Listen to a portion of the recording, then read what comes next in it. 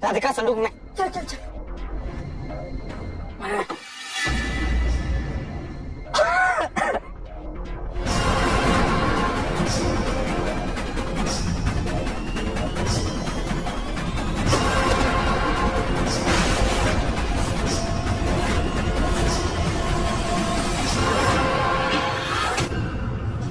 हमें पता था उस लड़की को ढूंढने ये दोनों मूर्ख बाहर जरूर आएंगे। बहन जी,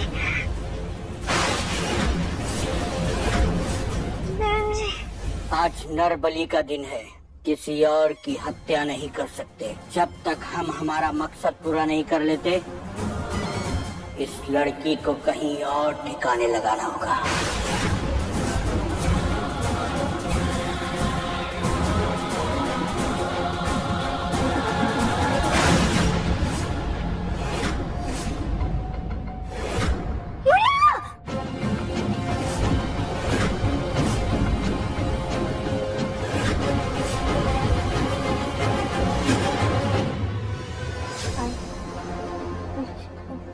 बहना तो बेहोशी में भी शादी कर रही थी। अब क्या करें? बहना को बताना तो पड़ेगा ना कि भूत अभी भी से, और बाबा जब तक उस भूत को मुक्त नहीं करते शादी ना होगी। पहले बहना को होश में लाना पड़ेगा।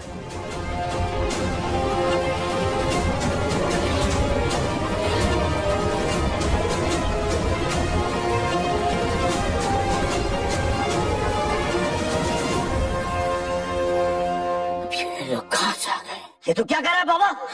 तुझे तो मैं अभी बताता हूँ। रुक।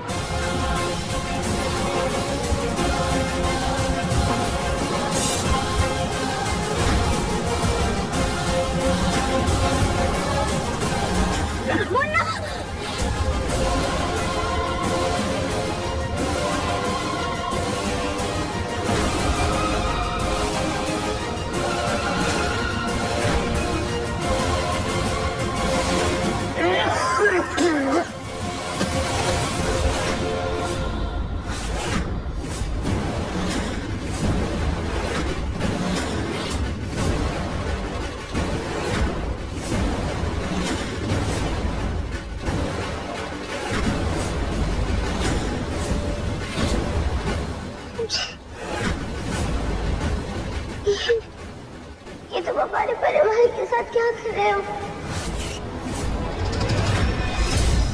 क्या मुसीबत है? एक को बेहोश करो तो दूसरा जाग जाता है।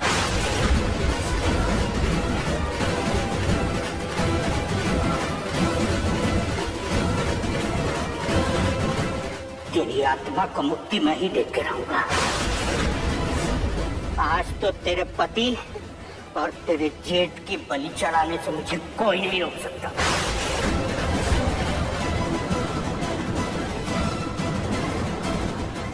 चल।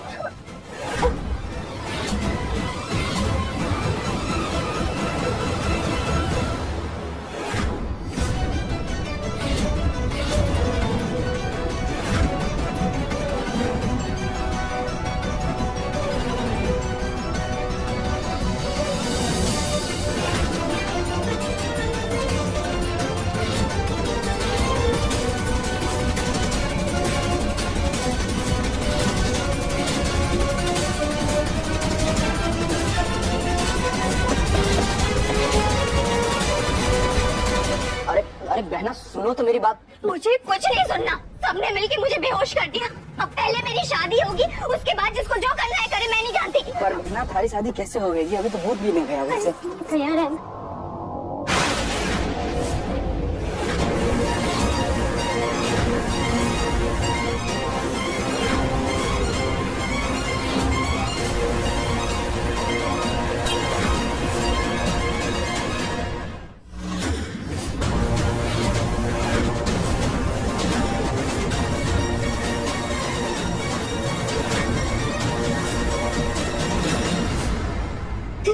दिव्यम जी,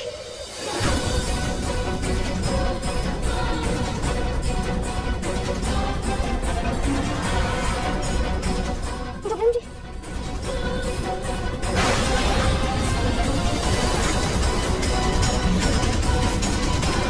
बाबा, बाबा, घर वालों और गगन जी को क्या हुआ? डरो मत, हमारी पूजा में विघ्न ना पड़े इसलिए इनको और सब घर वालों को बेहोश किया है। आत्मा की शांति के लिए पूजा बहुत जरूरी है।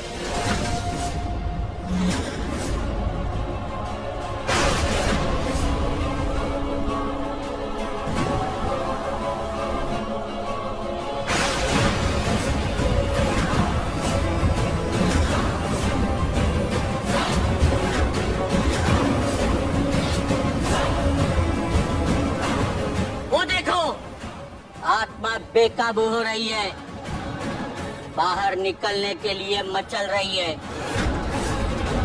पर बाबा वो कट्ठे से संदूक तो कहीं दिख ना रहा से। वो देखो,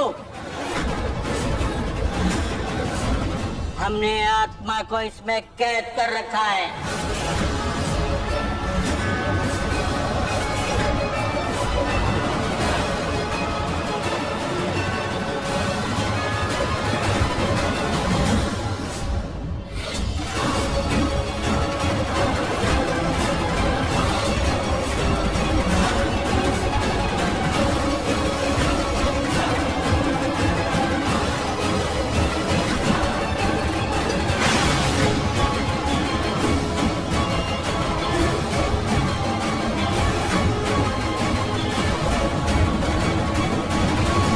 देखो, काली शक्ति इसमें जा रही है।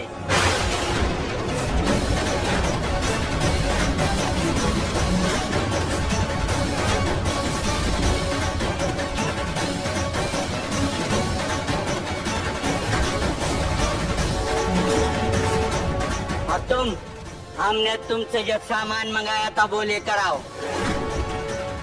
नरपत जा लेकर आ, जल्दी जा।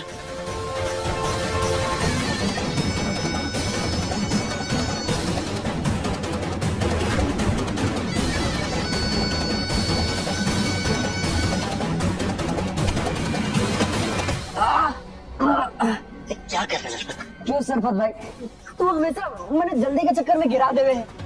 अरे नरपत, हमारी बचपन से आदत है, माँ की कोख पे भी मैं तुझे पीछे करके 10 मिनट पहले दुनिया में आ गया था। कहने का तो हम दोनों जुड़वाए, पर तू है 10 मिनट छोटा ही।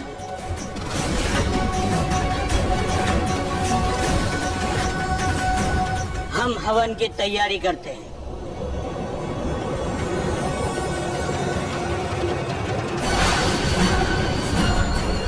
गगन जी और गोलू भैया की जान को खतरा है, हमें कैसे भी करके उन्हें बचाना होगा।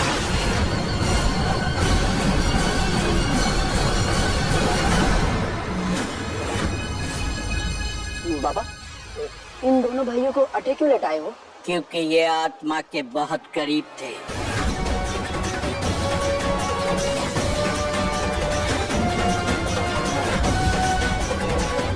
ये आत्मा बहुत शक्तिशाली है, इसे भगाने के लिए बहुत जोर लगाना होगा। और हो सकता है कि बहुत तेज आंधी आए और चीजें हिलें, लेकिन तुम लोग घबराना नहीं, डरना नहीं और ये पूजा छोड़कर उठ के जाना नहीं। अगर तुम यहाँ से उठकर गए तो ये बोतल टूट जाएगी और ये आत्मा आजाद हो जाएगी। हो सकता है कि तुम्हें मार भी दे।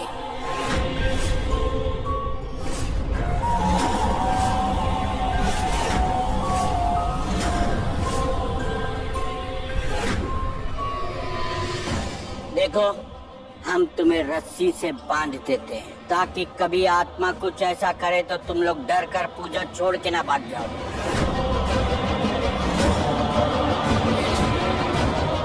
अब तुम तीनों बैठ जाओ। जी बाबा।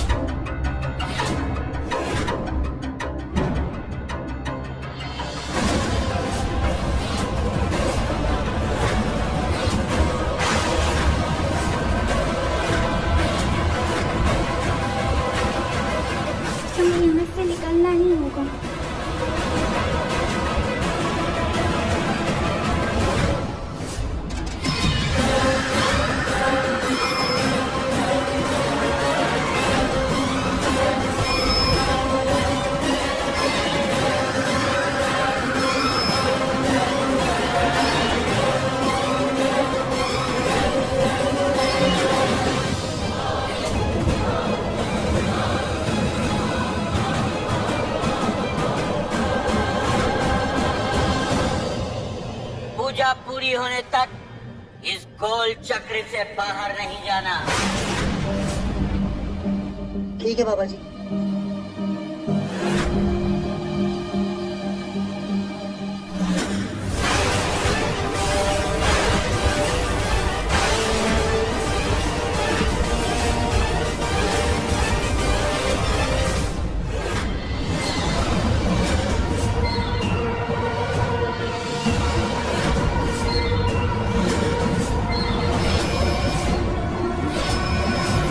जय काली माता।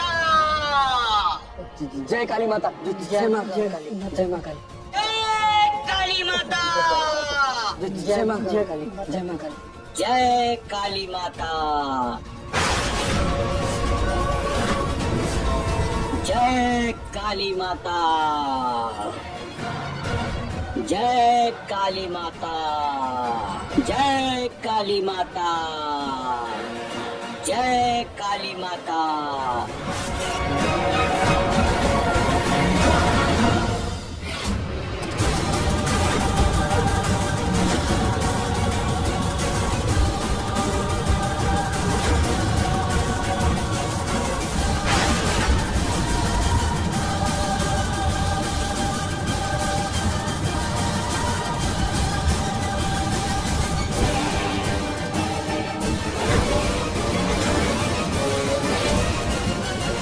ओम ह्रीं क्रीं चामुंडाय विच्चे।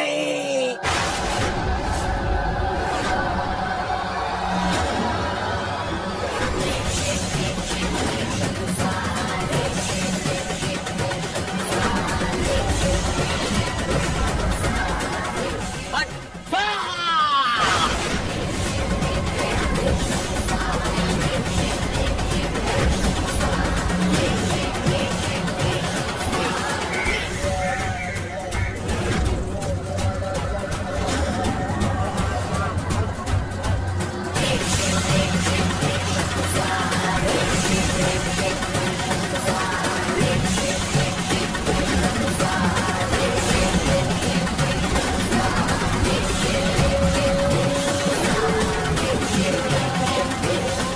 पापा ने तो मंत्रोच्चारण शुरू कर दिया है। हे भगवान, हमें कैसे भी करके दिव्यम जी और गोलू भैया की रक्षा करनी है।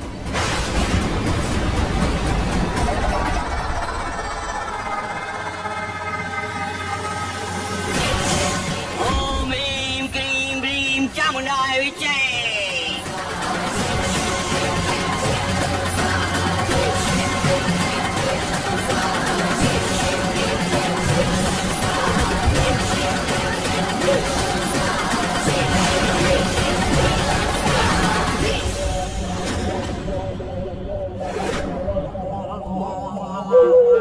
बाबा ने सही कहा था, आत्मा सच्ची में भयानक है।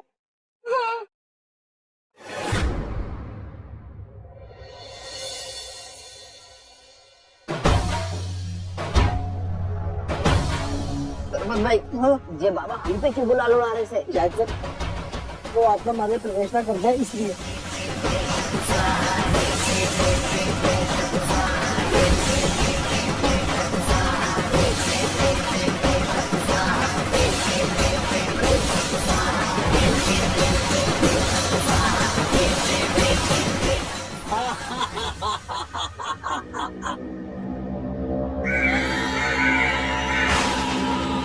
अब होगा अंतिम नाच।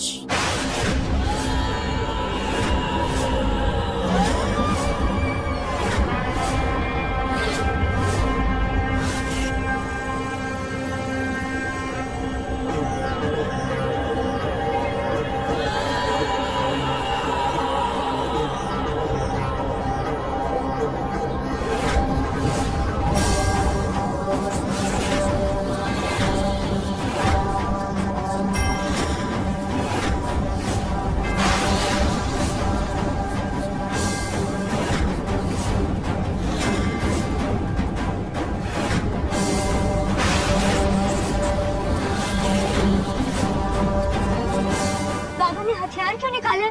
बहना, लगता है कि बाबा आत्मा की बलि चढ़ा देंगे।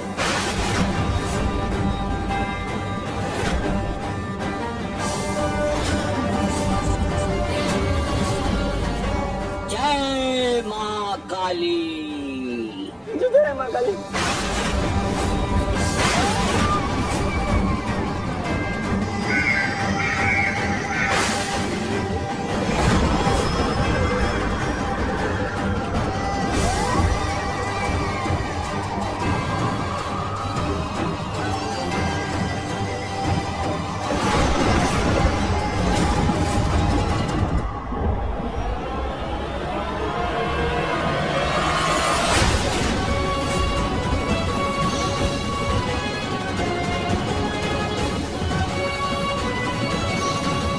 तुमसे अपने प्यार का इजहार इस तरह करना चाहता था कि ये पल तुम्हें पूरी उम्र याद रहे।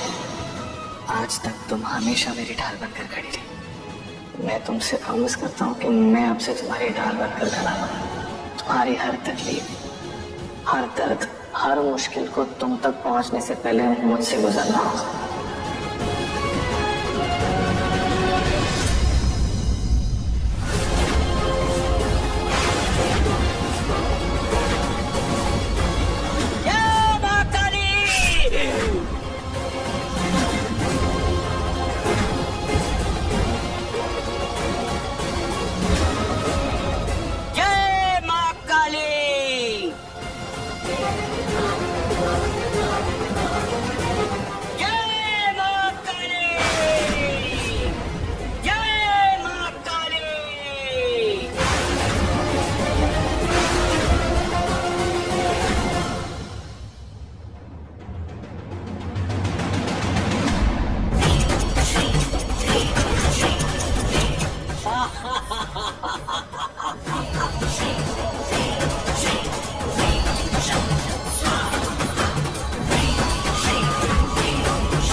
बाबा क्या हुआ? रात्रि का दूसरा पहर शुरू हो गया है। काली शक्तियाँ अपनी चरम सीमा पर हैं।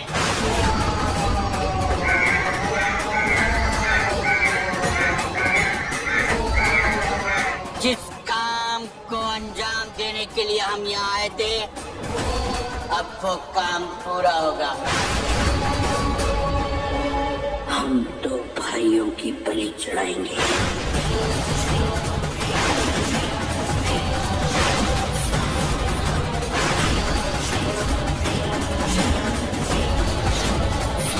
फिर काली शक्तियों पे हमारा राज होगा।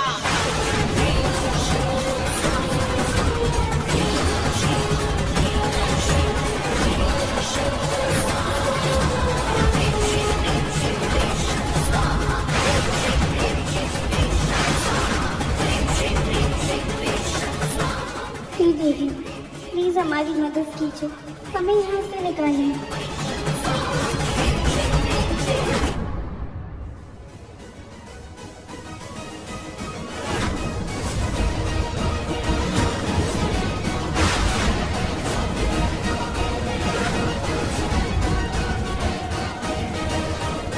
बाबा जी आप क्या कर रहे हो? दामाद जी और उनके भाई की बलि कैसे चला सकते हो आप? वो तो हमारी बहन का सुहाग है। हाँ बाबा, दिव्यम जी को छोड़ दीजिए। मूर्खो,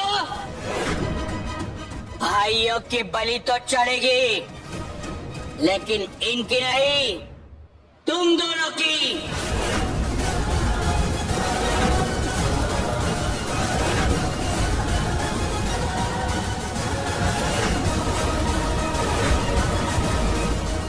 क्यों सरफत भाई, तो हमेशा मैंने जल्दी के चक्कर में गिरा दे रहे हैं। अरे नरपत, हमारी बचपन से आदत है, माँ की कोख में मैं तुझे पीछे करके 10 दिन पहले दुनिया में आ गया था। कहने को तो हम दोनों जुड़वाए, पर तू है 10 दिन छोटा ही। हम तो इनकी बलि चढ़ाने वाले थे, अब इन दोनों भाई की बलि चढ़ाएंगे, क्योंकि जुड़वा खून की बलि देने से ज्यादा शक्तियाँ प्राप्त होती हैं। तुम दोनों जुड़वा हो, इसलिए तुम्हारी बलि चढ़ेगी।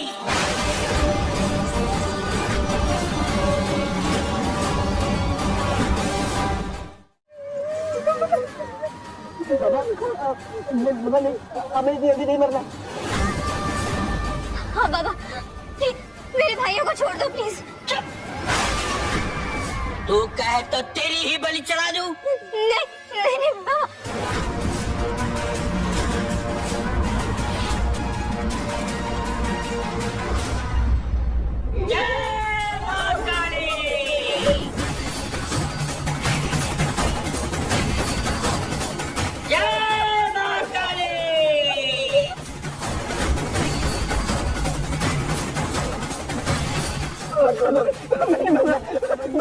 मारना मारना।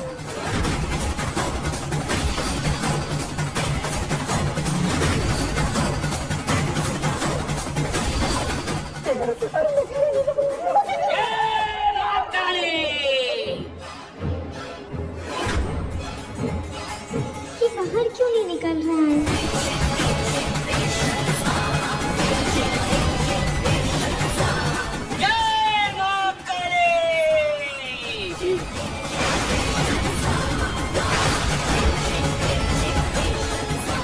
हे माता रानी, हमारी मदद कीजिए माँ, प्लीज।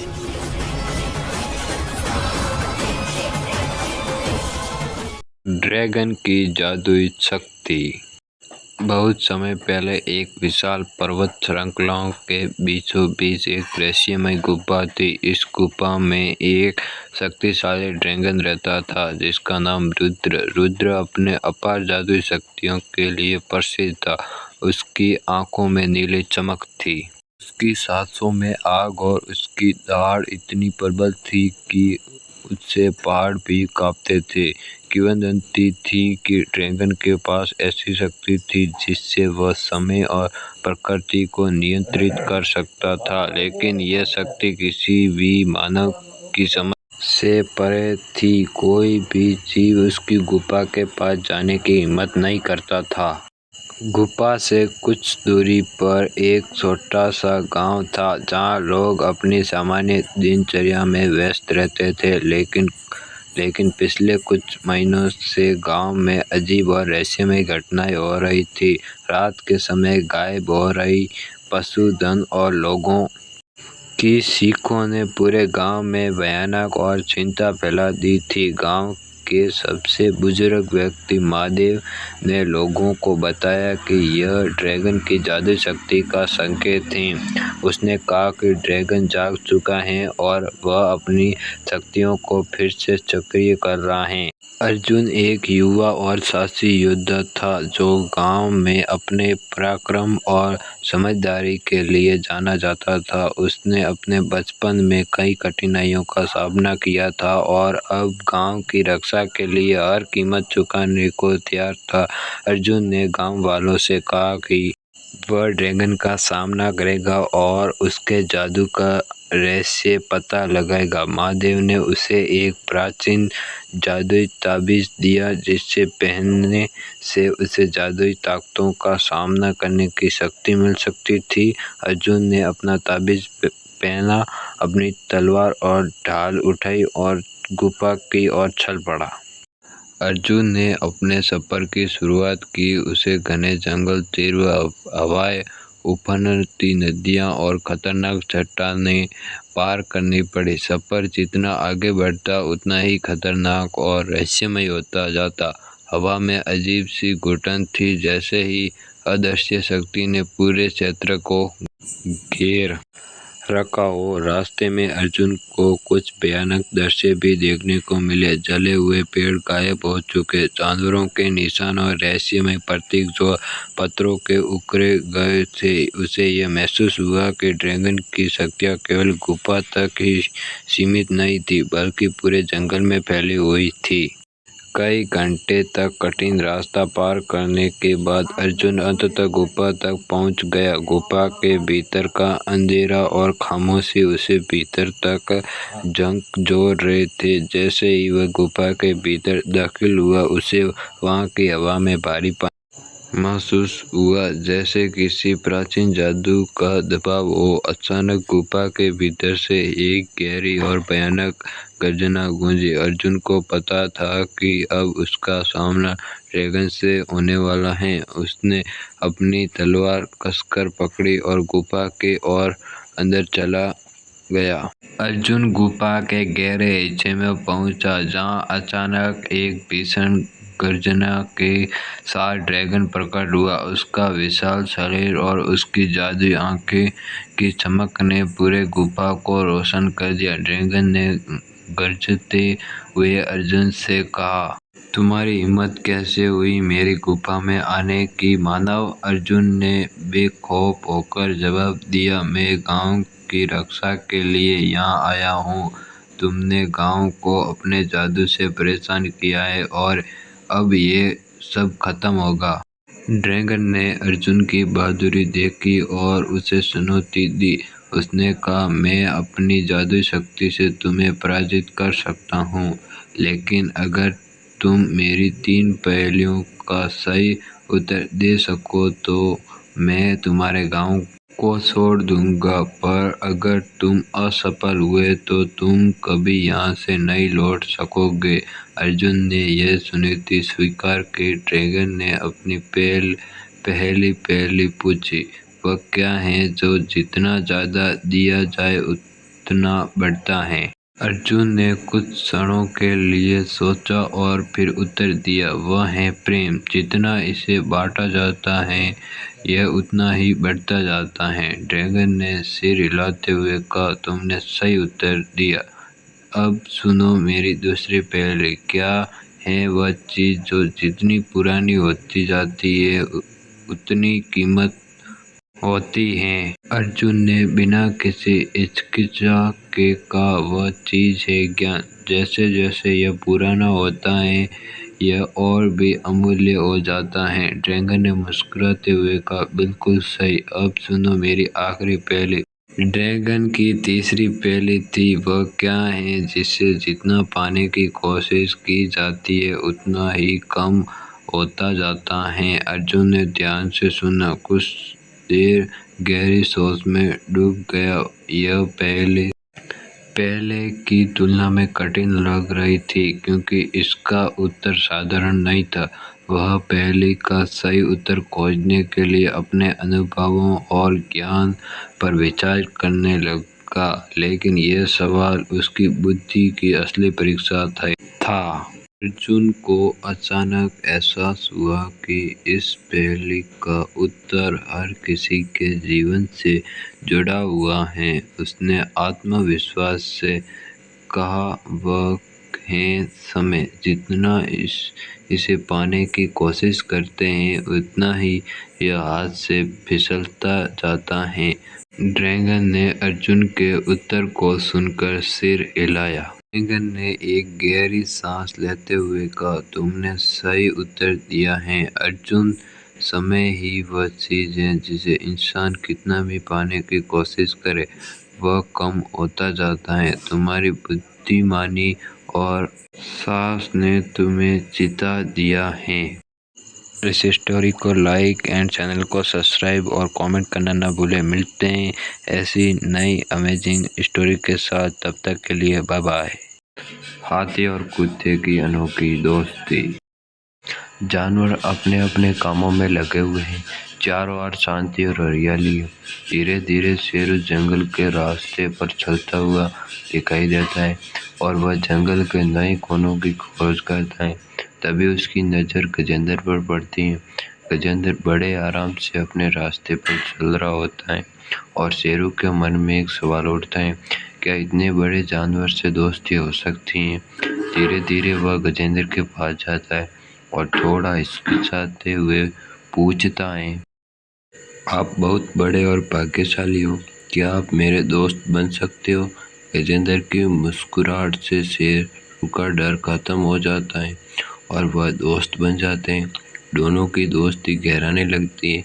शेरू और गजेंद्र वे मिलकर जंगल के विभिन्न हिस्सों में घूम रहे हैं। गजेंद्र अपनी सूंड से शेरू को ऊपर उठाकर उसे चारों ओर दिखाता है और शेरू उसे तेज रास्तों से गुजरने की तरकीबें सिखाता है। शेरू कभी कभी गजेंद्र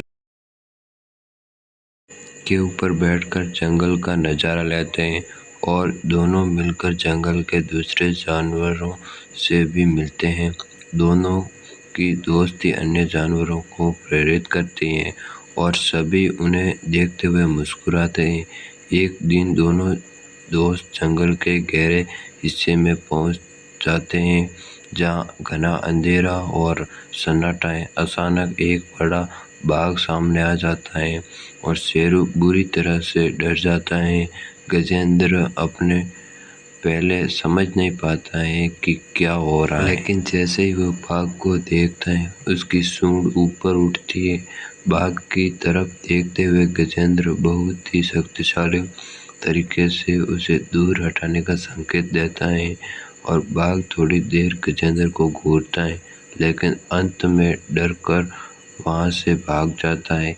यहाँ बाघ के जाने के बाद शेरू रात तक की सांस लेता है और गजेंद्र के पास अपने अनुभव पर बात करता है। कुछ दिन बाद एक बारिश के बाद जंगल में दलदल बन जाता है। गजेंद्र और शेरू जंगल में टहलने के लिए निकलते हैं। अचानक गजेंद्र का पैर दलदल में फंस गया। वह खुद को बाहर निकालने की कोशिश करता है, लेकिन हर बार और गहराई में धंसता चला जाता है। शेरू पहले घबराता है, लेकिन जल्द ही उसे एहसास होता है कि उसे मदद लानी होगी। वह चारों ओर देखता है और बिना देर किए दौड़कर जंगल के दूसरे जानवरों के पास जाता है। वह बंदर, हिरण, खरगोश और दूसरे जानवरों को बताता है कि गजेंद्र मुसीबत में है। सभी जानवर एकजुट होकर जल्दी जल्दी इकट्ठा होते हैं और मदद के लिए एक योजना बनाते हैं। बंदर पेड़ों से मजबूत बल्ले तोड़ कर लाते हैं। हिरण और बाकी जानवर मिलकर बैलों को गजेंद्र के चारों ओर बांधता है और फिर सभी मिलकर खींचने की कोशिश करते हैं। सभी जानवर मिलकर पूरी ताकत लगाते हैं। धीरे धीरे गजेंद्र दल से बाहर निकलता है। जैसे ही वह पूरी तरह से बाहर आ जाता है, सभी जानवर खुश होकर एक दूसरे को बधाई देते हैं। गजेंद्र शेरों की तरफ देखता है और कहता है, तुमने मेरी जान बचाई है, तुम मेरे सच्चे दोस्त हो। शेरू मुस्कुराते हुए जवाब देता है, दोस्ती का मतलब यही होता है, एक दूसरे की मदद करना। गजेंद्र और शेरू अब पहले से भी अधिक गहरे दोस्त बन जाते हैं। बाकी जानवर के साथ मिलकर वे जंगल में जश्न मनाते हैं। गजेंद्र और शेरू की दोस्ती अब पूरे जंगल में मशहूर हो गई। अंत में शेरू कहता है, यह कहानी हमें सिखाती है कि चाहे हम बड़े हो या छोटे, दोस्ती का मतलब होता है एक दूसरे के साथ रहना और हर मुश्किल का सामना करना। उड़ता हुआ हाथी। उदयपुर के पास एक छोटे से गांव में अजीत नाम का एक छोटा लड़का रहता था। उसे हाथियों से बहुत प्यार था और वह अक्सर गांव के सौम्य विशालकाय राजा के साथ खेलता रहता था। एक रात अजीत ने एक अजीब सपना देखा। उसमें राजा सिर्फ एक हाथी नहीं था, वह आसमान में उड़ रहा था। उसके बड़े बड़े कान पंखों की तरह फड़फड़ा रहे थे। अगले दिन जंगल में घूमते समय अजीत को बरगद के पेड़ के नीचे छिपी एक अजीब सी चमकती हुई वस्तु दिखी। यह एक छोटा सा नाशपाती के आकार का पत्थर था, जो एक अलौकिक चमक के साथ तड़क रहा था। उत्सुकतावश अजीत ने उसे उठाया और अपने शरीर में एक अजीब सी गर्माहट महसूस की। जैसे ही अजीत राजा के पास पहुंचा, उसने पत्थर को अपने सिर के ऊपर उठाया और हाथी के चारों ओर घुमाया। उसे आश्चर्य हुआ, राजा चमकने लगा और उसके विशाल कान फैल गए। एक शक्तिशाली गर्जना के साथ राजा हवा में उछला। उसका विशाल शरीर गुरुत्वाकर्षण का विरोध कर रहा था।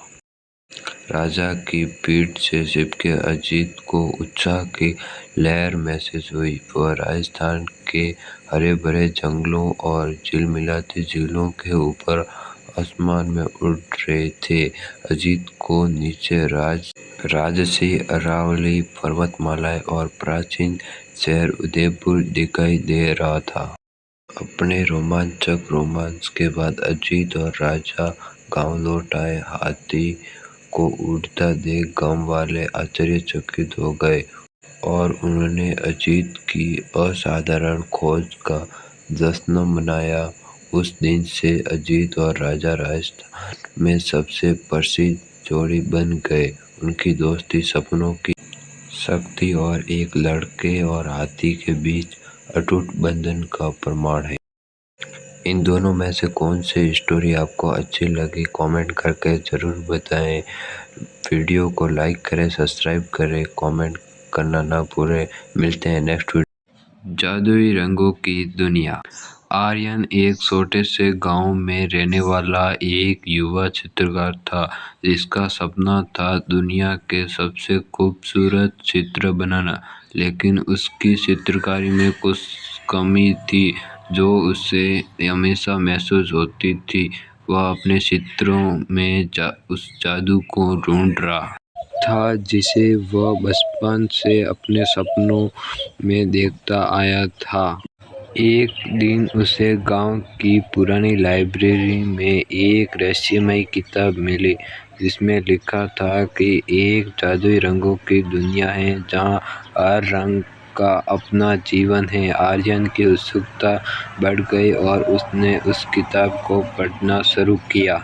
लाइब्रेरी में किताब पढ़ते हुए आर्यन को एक अनजानी लड़की दिखती है। वह लड़की हर दिन चुपचाप आती, एक कोने में बैठती और उसे निहारती रहती। एक दिन आर्यन ने हिम्मत करके उससे बात की। उसका नाम था माया। उसकी आंखों में कुछ अलग था, जैसे वह किसी रहस्य को छिपा रही हो। माया ने आर्यन को बताया कि वह जादुई रंगों की दुनिया के रक्षक हैं और अगर वह इस दुनिया को देखना चाहता है तो उस दिल से चित्र बनाना सीखना होगा। माया ने आर्यन को एक पहाड़ी पर बने प्राचीन दरवाजे के बारे में बताया जो उसे जादुई रंगों की दुनिया में ले जा सकता था। दोनों एक साथ उस दरवाजे की खोज में निकल पड़े। रास्ते में माया और आर्यन के बीच धीरे धीरे एक अनकही नज़दीकी बनने लगी। पहाड़ी के ऊपर पहुंचकर उन्होंने देखा कि वह दरवाज़ा असल में रंगों से बना था जो हर पल बदल रहा था। माया ने मुस्कुराते हुए कहा, यह दरवाज़ा तुम्हारे दिल की सच्चाई को देखता है। दरवाजे से गुजरते ही आर्यन और माया खुद को रंगों की एक जादुई दुनिया में पाते हैं। यहाँ की हर चीज़, पेड़, आकाश, नदियाँ रंगों से बनी हुई थी। माया ने आर्यन को बताया कि यहाँ हर रंग का अपना जीवन है और इन्हें समझने के लिए उसे अपने दिल की गहराई में उतरना होगा। दोनों हाथों में हाथ डालकर इस जादुई दुनिया की खोज में निकल पड़े। रंगीन फूलों की घाटी में चलते हुए आर्यन माया की ओर देखता है और महसूस करता है कि उसकी दुनिया का असली जादू माया ही है। जादुई दुनिया की गहराई में आर्यन और माया एक विशाल झील के किनारे पहुंचे जहां पानी के रंग भी बदल रहे थे। माया ने आर्यन से कहा, यहाँ तुम अपना सबसे खूबसूरत चित्र बनाना है। यह चित्र तुम्हारे दिल की सच्चाई को दिखाएगा। आर्यन ने अपने हाथों से रंग उठाया और एक ऐसा चित्र बनाया जो उसकी और माया की आत्माओं को दर्शा सकता था। चित्र में माया और आर्यन की प्रेम कहानी और उनके दिल की गहराई थी। जैसे ही उसने चित्र पूरा किया, झील के पानी में वह चित्र सजीव हो उठा। चित्र पूरा होते ही माया की आंखों में आंसू आ गए। उसने आर्यन से कहा, तुमने साबित कर दिया कि सच्चे प्यार और दिल की गहराई से रंगों की असली ताकत को समझा जा सकता है। माया ने अर्जुन को चूमा और तभी अचानक दोनों के चारों ओर रंगों का घेरा बनने लगा। वह घेरा एक जादुई शक्ति में बदल गया जिससे आर्यन और माया का प्यार अनंत हो गया। दोनों अब जादुई रंगों की दुनिया के सच्चे रक्षक बन चुके थे। आर्यन और माया ने जादुई दुनिया से वापस लौटने का फैसला किया, लेकिन अब वे पहले जैसे नहीं थे। आर्यन के पास अब रंगों की जादुई शक्ति थी और माया हमेशा के लिए उसकी साथी बन चुकी थी।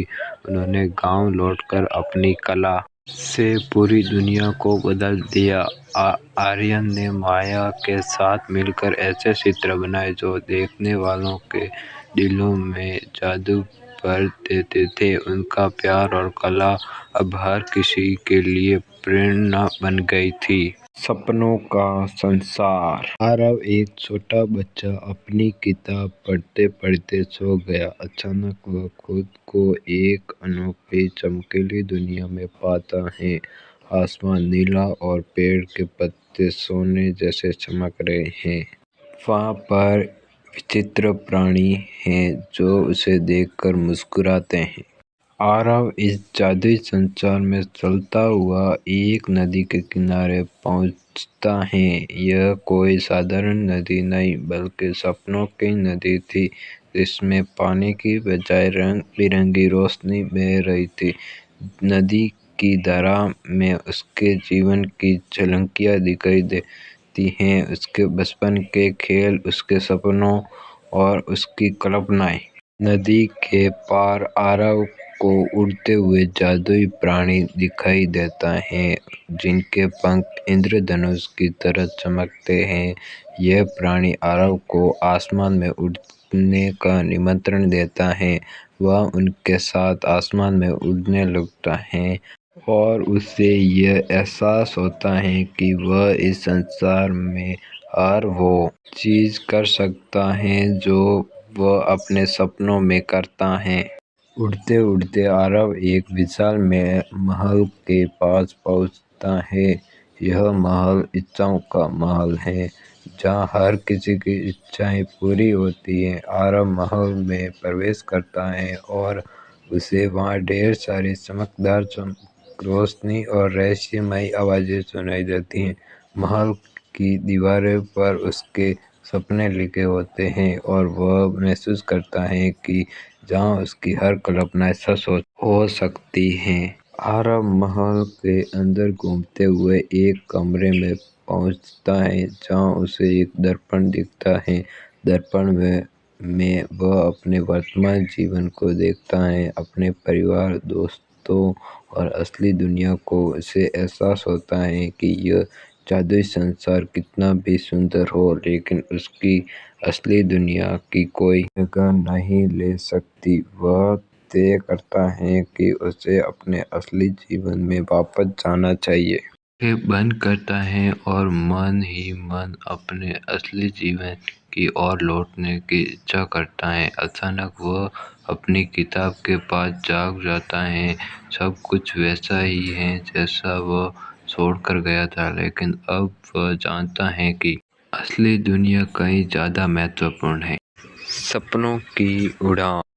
हरी भरी पहाड़ियों के बीच बसे एक शांत गांव में सुबह का सूरज धीरे धीरे उगता है, खेतों में गर्मी फैलाता है। 12 साल की लड़की काव्या अपने साधारण घर की छत से देखती है। जब एक हवाई जहाज ऊपर से उड़ता है तो उसकी आंखें चमक उठती है, जो नीले आसमान में एक सफेद निशान छोड़ता है। उसका दिल आश्चर्य से भर जाता है। वह अपनी आंखें बंद कर लेती है और अपनी बाहें फैलाकर उड़ने का नाटक करती हैं। खुद को एक पायलट के रूप में कल्पना करती हैं। उसका छोटा भाई उसकी तमन्ना को तोड़ते हुए उसके पास दौड़ता है और वे दोनों साथ में हंसते हैं, लेकिन अंदर ही अंदर काव्या जानती है कि वह सिर्फ कल्पना से ज्यादा कुछ चाहती है। गांव का स्कूल सरल है, लेकिन जीवन छात्रों से भरा हुआ है। काव्या पीछे बैठी है। शिक्षक द्वारा विज्ञान समझाए जाने पर उसका ध्यान भंग हो रहा है। वह खिड़की से बाहर देखती है, उसी उड़ान भरने का सपना देखती है। उसकी सबसे अच्छी दोस्त नेहा उसे देखती है और उसे धक्का देती हैं। शिक्षक काव्या गुरुत्वाकर्षण के बारे में एक सवाल का जवाब देने के लिए बुलाता है और हालांकि वह पहले तो लड़खड़ाती हैं, लेकिन वह इस अवधारणा को हवाई जहाज द्वारा गुरुत्वाकर्षण पर काबू पाने के तरीके से जोड़ती हैं, जिससे कक्षा आश्चर्यचकित हो जाती है। शिक्षक काव्या की छिपी हुई क्षमता को देखकर मुस्कुराता है। लंच ब्रेक के दौरान काव्या और उसके दोस्त एक बड़े बरगद के पेड़ के नीचे बैठते हैं। नेहा काव्या से पूछती है कि वह क्लास के दौरान विचारों में क्यों खोई हुई थी। काव्या हिचकिचाती है, लेकिन फिर पायलट बनने का अपना सपना बताती है। समूह हंसता है, सोचता है कि एक छोटे से गांव की लड़की के लिए यह एक असंभव सपना है, लेकिन नेहा उसके साथ खड़ी है, उसे खुद पर विश्वास करने के लिए प्रोत्साहित करती है। काव्या को संदेश और आशा दोनों महसूस होते हैं, लेकिन वह खुद से वादा करती है कि वह हार नहीं मानेगी। काव्या अपनी माँ के पास घर लौटती है, जो खेतों में कड़ी मेहनत कर रही है। वह अपनी माँ को पानी ढोने में मदद करती है और उसे पायलट बनने के अपने सपने के बारे में बताती है।